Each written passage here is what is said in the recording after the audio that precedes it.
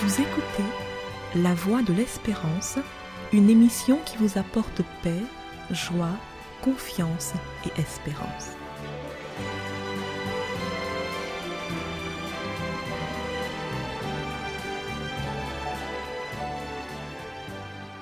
Bonjour la Guyane et bonjour à tous depuis la Guyane. Dans la précédente chronique de La Voix de l'Espérance, nous nous sommes demandé s'il est bien raisonnable d'acheter une paire de baskets à 2 238 000 $ alors qu'il y a tant d'enfants qui marchent encore pieds nus dans le monde. Le prix exorbitant de ces baskets se justifie simplement par le fait que ces chaussures ont été portées par une star du basketball lors de la dernière finale qu'il a jouée. Cette vente aux enchères mémorable s'est conclue le 11 avril 2023. Aujourd'hui, nous revenons avec une question similaire. Est-ce que ça vaut le coup de se donner des coups? Est-ce que posséder un nouveau modèle de basket est suffisamment important pour se donner des coups de pied et des coups de poing? La question vient après les bagarres et mouvements de foule qu'il y a eu à Paris le 12 avril lors de la mise en vente de 600 paires de chaussures en exclusivité par une grande marque. Cette opération commerciale s'est transformée en chaos. Il y avait 600 paires de chaussures en vente et il y avait plus de milliers d'acquéreurs potentiels. Forcément, il y avait plus de demandes que d'offres. Et comme les gens n'ont pas été raisonnables, alors l'opération s'est transformée en bagarre généralisée, en bousculade. Selon un élu parisien, les pompiers ont dû prendre en charge 6 blessés, un mineur piétiné et des personnes victimes de malaise suite au mouvement de foule.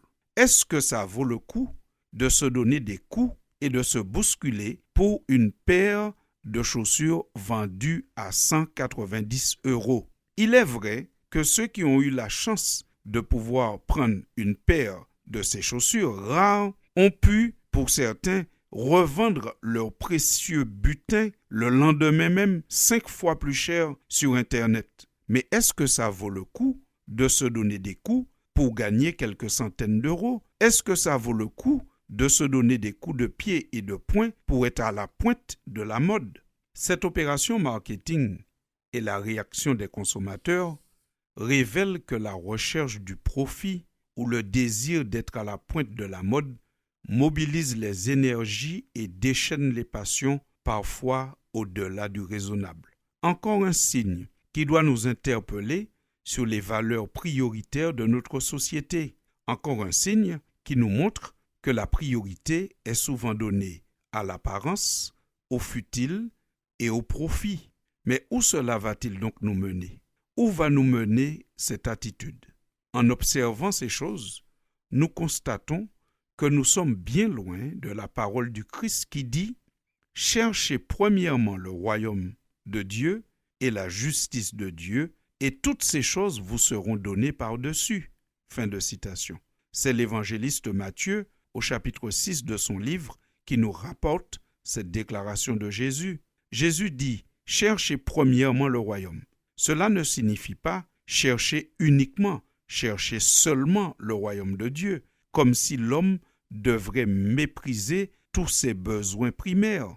Non, Dieu est conscient que l'homme, l'être humain, a besoin de vêtements. D'ailleurs, Jésus dit aussi dans ce même chapitre, « Regardez l'herbe. L'herbe est aujourd'hui dans les champs, et demain, on la jettera au feu. Et pourtant, Dieu l'habille de vêtements magnifiques. Vous qui n'avez pas beaucoup de foi, vous pouvez être sûr d'une chose. Dieu en fera au moins autant pour vous. » Fin de citation. Oui, Dieu sait que l'être humain a besoin de manger, de boire, de s'habiller, de se vêtir, même d'être élégant. Ce n'est pas contre la beauté et l'élégance que Christ nous met en garde, mais contre l'orgueil et le culte de l'apparence qui mobilisent tant d'argent et empêchent trop souvent la bienfaisance. Avec l'argent qui est dépensé juste pour suivre la mode qui change très souvent, il y a de quoi nourrir tous les affamés et vêtir tous les miséreux. La parole et le témoignage de Jésus sont là pour nous éviter de devenir des victimes de la mode, de faire des dépenses excessives sur des choses futiles en oubliant l'essentiel qui est la vie. Oui, l'essentiel, c'est la vie et les besoins de nos semblables. Il est plus important de pourvoir aux besoins de ses enfants, de sa famille, de ses proches et même de ceux qu'on ne connaît pas, qu'on appelle tout simplement notre prochain, plutôt que d'être à la pointe de la mode et d'avoir les dernières chaussures. La vie, c'est la priorité, pas seulement la vie des autres, mais aussi la vie éternelle que Dieu nous propose et que Christ a rendu possible en acceptant de souffrir avec nous et pour nous. Ayant compris les véritables intentions de Dieu, notre priorité devient alors la recherche d'une communion avec Christ qui nous donnera la lucidité pour faire la différence entre ce qui est indispensable, utile et futile. C'est pourquoi Jésus dit « Cherchez premièrement le royaume et la justice de Dieu, et toutes choses vous seront données par-dessus. » Jésus ajoute encore, pour renforcer son idée, le royaume des cieux est encore semblable à un trésor, caché dans un champ. L'homme qui l'a trouvé le cache, et dans sa joie, il va vendre tout ce qu'il a et achète ce champ. Matthieu, chapitre 13, verset 44. Oui, chers amis auditeurs, le Dieu de la Bible est un Dieu équilibré. Un Dieu qui est conscient que l'homme a un besoin d'esthétique, qu'il a un besoin d'élégance. Et le Seigneur ne nie pas ce besoin et ne le rejette pas. Seulement, il nous appelle à mettre les choses dans le bon ordre. La priorité, ce n'est pas l'esthétique et l'élégance. La priorité, c'est la vie. Pourvoir aux besoins des autres et travailler à rencontrer Christ au quotidien pour bénéficier de la vie éternelle qu'il propose à tous ceux qui marchent avec lui.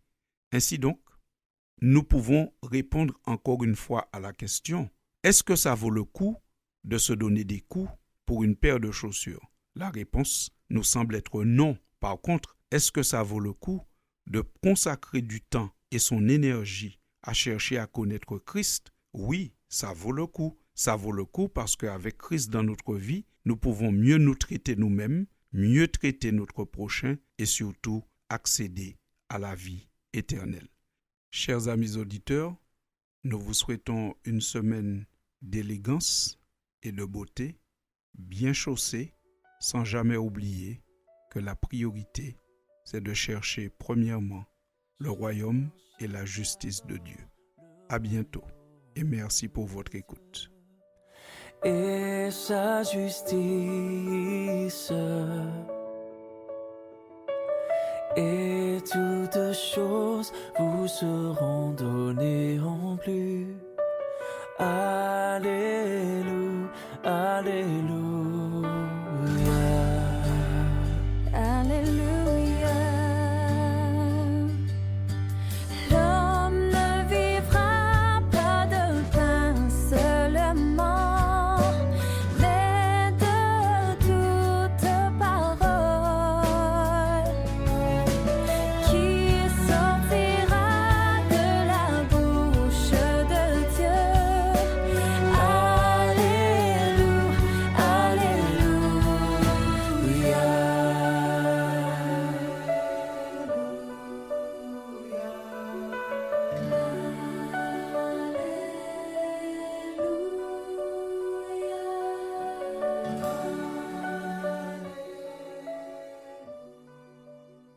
C'était La Voix de l'Espérance, une émission préparée par l'Église adventiste du 7e jour. Si vous désirez avoir une copie de la causerie d'aujourd'hui, demandez-la. Elle vous sera donnée gracieusement. Écrivez à La Voix de l'Espérance, boîte postale 169 97 324, Cayenne, CEDEX, ou téléphonez au 0594 25 64 26. Merci chers auditeurs et à bientôt.